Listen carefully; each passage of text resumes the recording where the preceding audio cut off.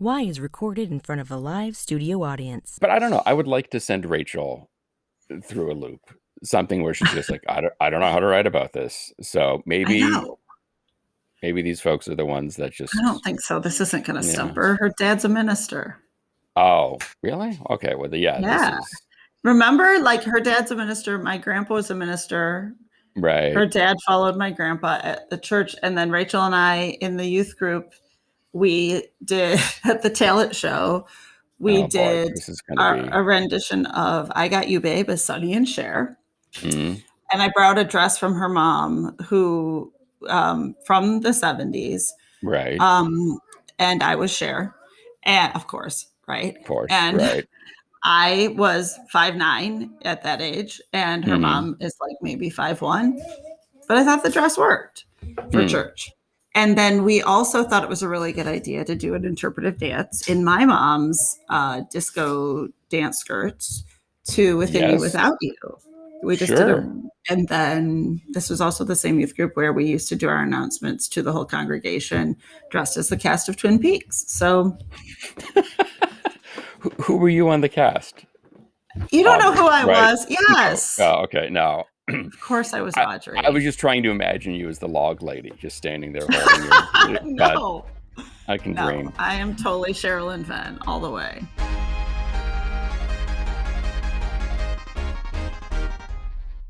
This is Why, with your hosts, Heidi Hedquist and Luke Poling. So I'm excited because this week, for the first time, put a new lamp in the office. And the other day we were recording, and I can't remember what it was, but curled up on the sofa in my office was one kitten. Aww. And sitting on the back of another chair was the second cat. Our staff is getting better. I know. And for years I've said, I just want to have an office cat that's there to take over when anything that needs an office cat, that we have one. Yes. And I feel like all of a sudden it's a embarrassment of riches. I turn around, we've got two, and now we have an office dog. Why did we add them to the credits? We totally should. Yeah. Before or after Randy? That's a toss-up.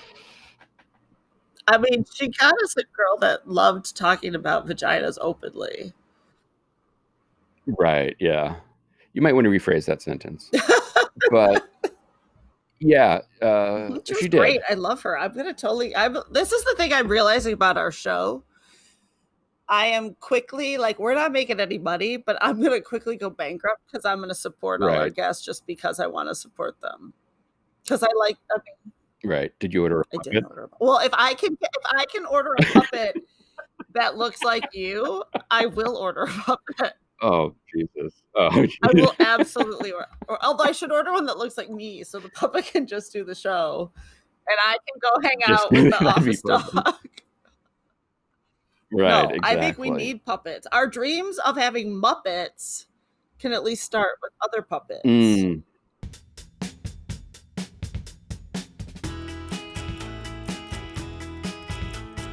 When one thinks of the lovely countryside of Wales, one doesn't think llamas. How do they come together?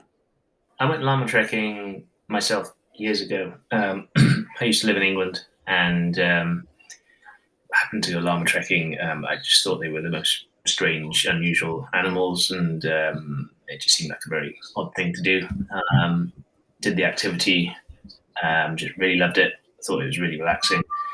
And I thought maybe when I retire one day, I'll be able to afford a bit of land and maybe keep a few llamas.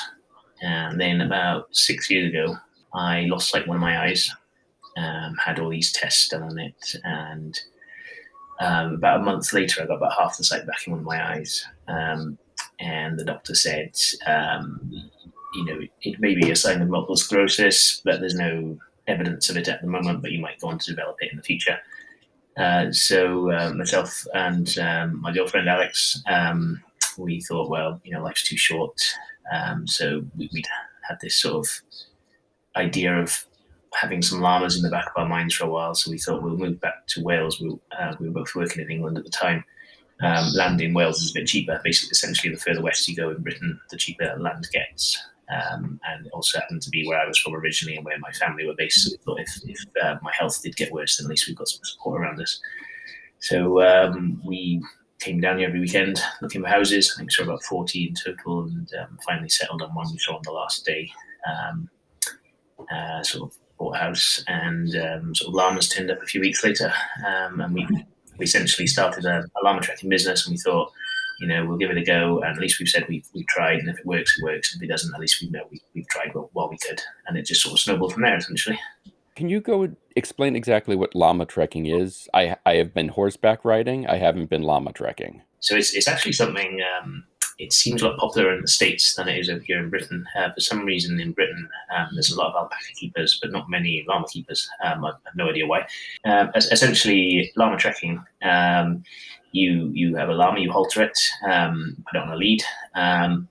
Sometimes you might put a pack on its back so it can carry your lunch or whatever it may be you want transported, and you essentially go for a walk with it. It can be quite a leisurely thing, just around the field, or as you guys tend to do more in the States, go off into the wilderness for a couple of days, camp, or I think a lot of people use them when they're hunting to transport equipment or whatever essentially you need carrying up a mountain in sort of South America where they're originally from. So the native populations over there have used them for thousands of years for that exact purpose, for transporting stuff, because originally they didn't have horses down there or cows or sheep. So llamas were kind of the one animal that did everything. So they were used for meat, for clothing, for transportation. And they've sort of slowly sort of inhabited other countries over the years as they become sort of discovered and found. And now it's quite a pretty popular pastime in the majority of the world, I think. So what is it about llamas? Why llamas of all animals? That's a good question. I ask myself every day. I guess when the first time I encountered a llama, when I first went on a llama trek myself, I'm not from an agricultural background, so I've always been around, domestic animals like cats and dogs and gerbils and guinea pigs and what have you.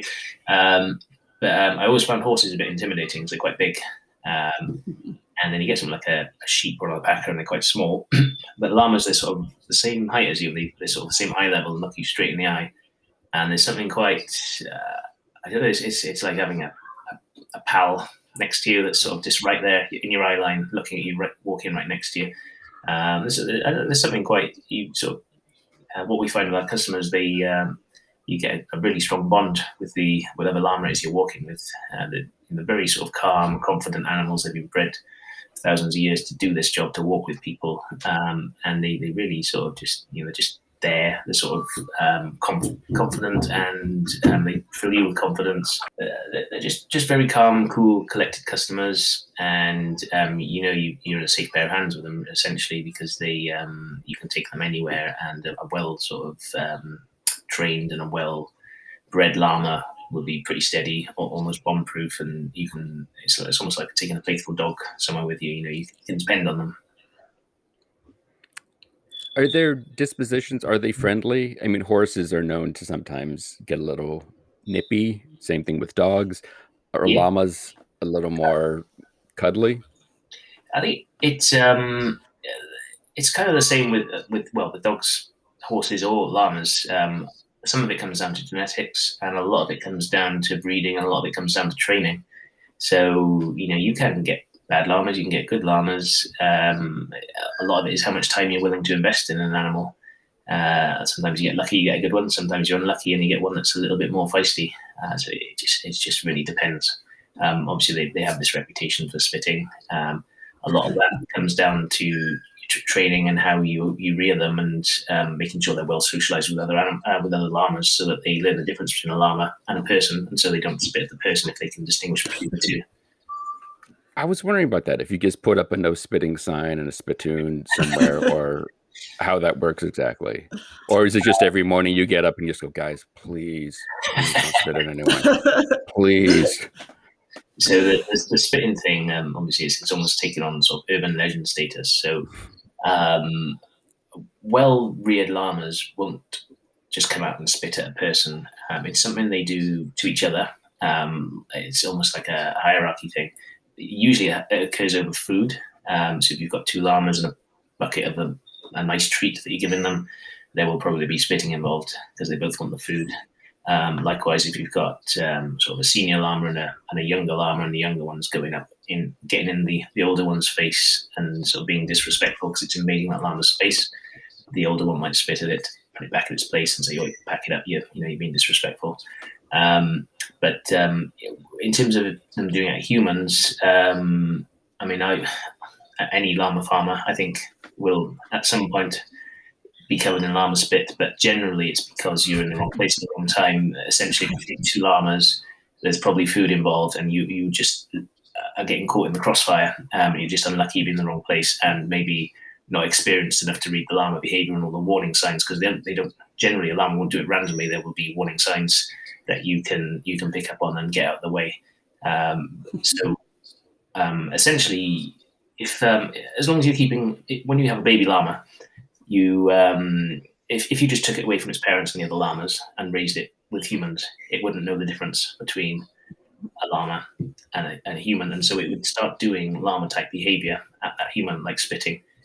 If you keep that llama with a herd or with its parents, with other llamas, it grows up with them, learns the difference. It learns good llama manners and llama behavior from those other llamas, and when it is appropriate to spit and when it's not.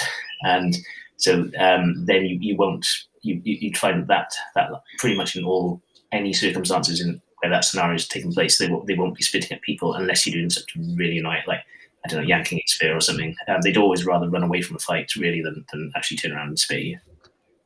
But you deserve it if you're pulling on them like that. I hope they exactly. like, that's well deserved. Absolutely. So you come from a non-agricultural background. You've had this idea. You and your girlfriend decide to actually launch this whole enterprise, which is incredible. Where does one begin to know how to train a llama? Like, the llamas arrive. Where do you start? YouTube. Right. Yeah, these days, when we started, probably I don't know. To be honest, I didn't really look, but there probably wasn't quite so much around.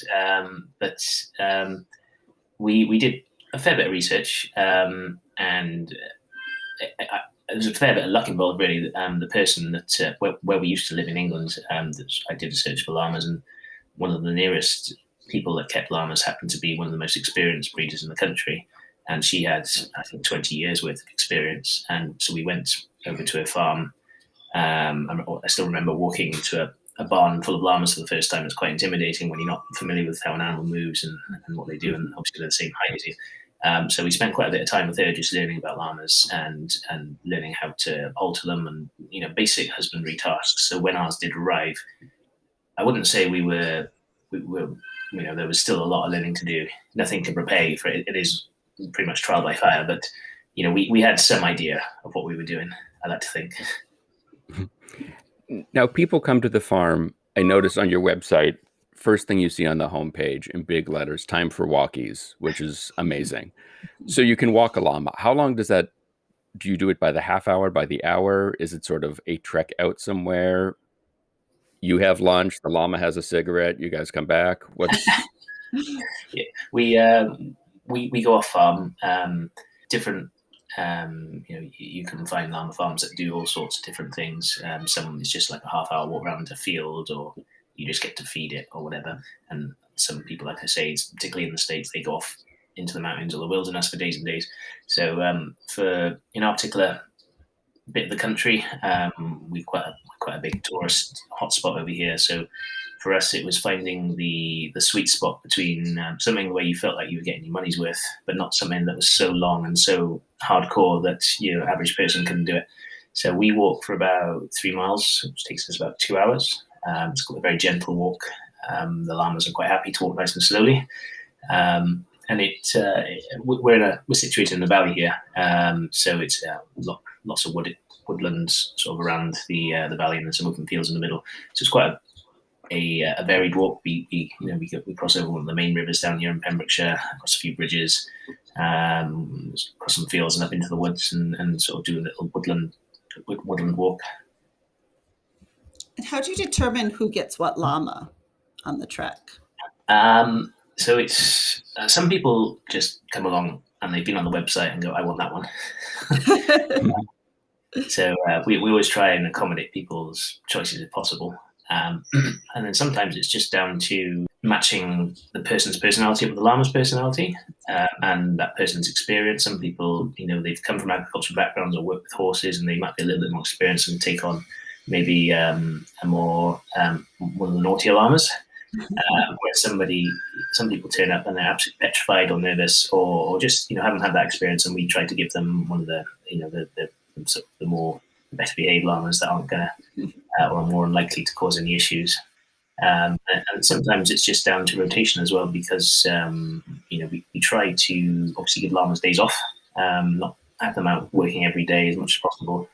Some llamas are happy to go every day, some happy to go out a couple times a week, some once a month. It just depends on the llama personality. So it's sort of all those different factors come into play. I know it's a foolish question to ask you, but who is the most popular llama that people request? Is it the sassy llama or the naughty llama? It tends to vary because usually the younger ones are popular and then they grow up and then we have new young ones. And I would say at the moment it is probably, it's maybe a joint sort of most popular at the moment between Hendrix, who's a big brown and white furry one, who's very chilled out, and then there's a little. He just had a birthday. Hendrix just yes, had a birthday. Did. Yeah, well remembered. I'm impressed. He's just about to go through the terrible twos. Yes. Where they once they've done a year's worth of trekking, usually they pick up all the bad habits from all the other bigger llama. So it's hanging out with the absolutely bad crowd. That's right. And then the other He's a rock star. Supposed to have bad habits. Absolutely. Yeah, that's right. Yeah. He hasn't thrown any tables out the barn yet, but and the other popular llama we have is Noah, who's our youngest. He's a little white one. He's what's called a Surrey llama, which is a long head llama. So he's very popular with people as well. Yeah, I'm surprised. Have you retired Sporty, Posh, and Ginger, the llamas? That's a really good idea. Thank you. That's you're welcome. Yeah, I know where I'm going with my next naming. This is what I was put on this earth to do. Yes, is name llamas. So you do the treks. What else can you? I know alpaca fur you can make clothing out of. Can you do the same with llama fur? Yeah, absolutely. Is there llama milk? Is there? You could. Well, you can try milking a llama. I don't know. Well, I'll be there too. So yeah, you can use the fleece. It depends on the fiber type of the animal. So some are very coarse fur. It's not ideal. Some of them have very soft fur. And then there's a whole sort of school of llama breeders that focus on improving that fiber as well. We don't do an awful lot of it here yet, mainly because we have a 3.5-year-old son, and we certainly have a lot of llama fiber. We've got bags full of it. The plan will be when he goes off to school or starts school imminently, then Alex, my girlfriend, she'll start spinning it, and we're hoping to have a little shop on site and online as well. Make some nice llama knickers is the plan. Yeah. Oh, nice and cozy. That would be cozy. Now you've got the trek. There's something else that you guys are doing that started sort of. You and your llamas found the silver lining of a pandemic. You've created the delivery llama, which seems much better than Grubhub, just name-wise. Can you explain exactly what the delivery llama does? Sure, yeah. It's something that's just taken on a life of its own. So essentially back, when was it, last spring, when the lockdown first started over here in Britain, we used to get food deliveries to our house from the supermarket because because we're lazy, B, because we don't have much time, because we're always looking after animals, and C, because we don't like leaving the valley if we can help it. And then obviously when the lockdown started, everybody was getting food deliveries, and it was really difficult, impossible to actually get any. So we were actually having to go out to the shops, which was a bit a major inconvenience for us. But it's got to be done. So when we started doing that, we obviously there's other people that live here as well. We tend to be I think we're the youngest people in the valley, or near the youngest people in the valley. So we started asking around our neighbours and asking them if they wanted us to pick anything up from the shops for them, because it just felt daft us all going out when not everyone needs themselves at risk, and because we were probably the least at risk in terms of age and all the rest of it, made sense for us to go. So that's what we did. We bring stuff back. They'd give us a list, and then we drop it down to them. But because some of the roads are so bad around here, the suspension on our car is quite low. We didn't like taking our car down there, obviously, because it would wreck the suspension. So we started taking the llamas down and putting the food on the backs of the llamas, because they weren't being used for trekking. Because obviously our business was closed because of the lockdown. So they were sort of sitting around in their field and not doing an awful lot. And to be fair, they were probably okay with that. As long as they're eating, they're fairly happy. But it's nice to give them stimulation. It was good training for them to keep them doing what they normally do, and it also keeps their toenails down if they're on a hard surface. It means we don't have to cut their toenails. So there was various benefits for us as well. So anyway, we chuck the food on their backs, walk them over down the tracks to our neighbours, and deliver the food that way. And we filmed it once. We filmed a delivery to put on our website, just to sort of cheer people up and show people, what we were doing, because obviously everyone was stuck at home, and it felt, it was good to sort of keep in touch with people. We thought we might get some local media attention, here in West Wales where we're based, which we did. But then we also had journalists from the BBC, the British Broadcasting Corporation. They saw it on Twitter, I think, and they called me and said, "Do you mind if we use your footage on the BBC website?" And I said, "Sure." And so they put a little video together, and then I think a weekend passed, and then come the Monday morning, I woke up and had all these missed calls from journalists, and my inbox was just full of journalists wanting interviews or to use our footage. It just went absolutely bonkers. And basically, the next month, I just spent speaking to journalists from across the world, doing various interviews, and just hearing from people across the world saying that we've seen your llamas on TV here in Canada or Bangladesh or India or wherever it was. Thanks for it's cheered us up. And that was the one thing really that really surprised me. Well, it didn't. I suppose it shouldn't have surprised me, but it was unexpected. Just the fact that we were doing this thing, just trying to be helpful, really. And the next thing you know, you got people across the world that are emailing you saying how much it's made their day, because everything else in the news is so down and so depressing. And it was sort of the one good news story at the time, or one of a few good news stories at the time, that just seemed to take on a life of its own. It's fascinating to see, you're drawn to the animal and this business because of the connection you felt with them the first time and that interaction you had with them, and then all of a sudden you see a very similar connection with people around the world. Now, I know you are the #1 rated attraction in your county, I believe, on TripAdvisor. That's right. Yeah. Somehow. So, have you opened back up yet? Have you seen the interest grow? So we've been back open for about a month now, I think. It's difficult to know how much impact all the media exposure had last year, because we found before we were locked down, the year before, we were getting very busy to the point where we had actually just brought in 4 new llamas because we didn't have the capacity to service all our customers. So now we've got to have that backup llama. Yeah, absolutely. Yeah. Do the llamas have to wear masks, or are they all vaccinated? And how does that work? Well, maybe they should wear masks so they can't spit at people. Yeah. Good idea. Good thinking.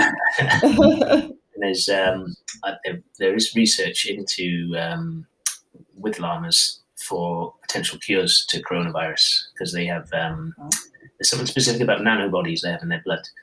I am by no means an expert on it. I am speaking to a chap who supplies llamas to, I think it's one of the universities here, to do research on it.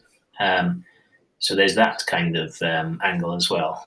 But generally, so is your barn like half llama fur to turn into clothing or something later on, and half with just llama blood? Don't say that. What? It's a good thing. It's a good thing for everybody, Heidi. No Llama Blood Your yet. llama could maybe get back out in the wild a little bit earlier if what Matt comes up with is able to help him. I know. I get it. I get it, but I don't want to think about that. Okay. I'm wondering if there's a marketing angle I can go for where we say if you open your mouth and let your llama spit in your mouth, you'll be it's a potential cure. Yeah, I mean, you've probably seen how much attention and just love Dolly Parton has gotten around the world for funding the research that ended up finding one of the vaccines. Imagine if Hendrix comes up with something that's just as good. Yeah, sure. Well, yeah, he will always love you. You know what I'm saying, Heidi? The spitting thing I can get down with, but I don't want to hear that Hendrix got sent off to get research. Although I'm no, he wouldn't get sent off. You just take a couple vials in the car. It's not that. I hope nobody's chopping up llamas somewhere. I think it's more. No. Yeah, no. Okay, that's all I care about. Okay, no llama brutality allowed. No, absolutely not. Not on my phone. Not on my watch. Oh, crush my spirit.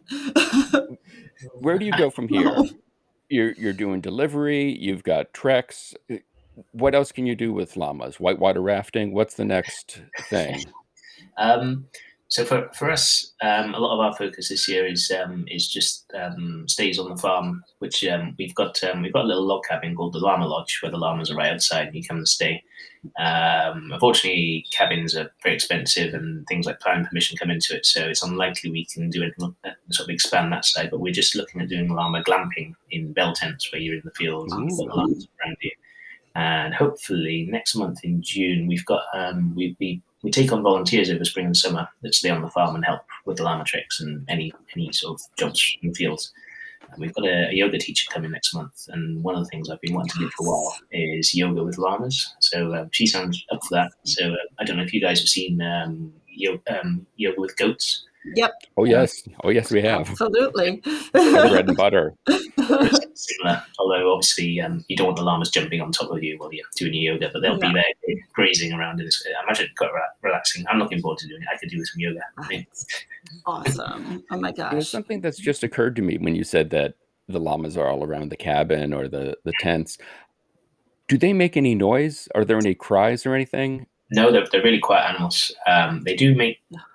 There are several noises they can make. The most common noise the llama makes is a hum. It's kind of a kind of noise, and it's quite a nice, relaxing noise. But if you were inside, you'd be unlikely to hear it.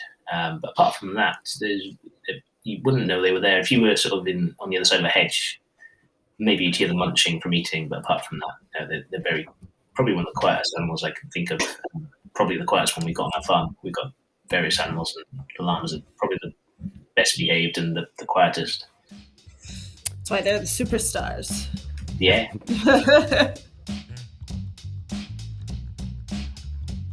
To book a trek, to book a stay, or to see if Matt has named any of the llamas after our suggestions, check out the Pembrokeshire Llamas website, which is llamas.wales. You can follow us on all the various socials. Our website is whythepodcast.com and has all sorts of additional stories and videos. It's also where you can sign up for our newsletter. We're also on YouTube if you're into that kind of thing. And don't forget to leave us a review on iTunes, because if you don't, we'll call your mother and tell her that she's completely right. You would look so much prettier if you smiled more. Why the Podcast is part of Mudhouse Media. Today's show was produced by myself and Heidi Hegquist. Our reluctant executive producers are John Sauvé and Sandy Stone. Our willing executive producers are Rachel Allen and Randy Jeanette. Our graphic designer is Samantha Mustonen. The theme song was performed by the Electrosynth-O-Magnetic Polyphonic Orchestra. This one's for Philippe. Thanks for joining us. Flash, we're coming home.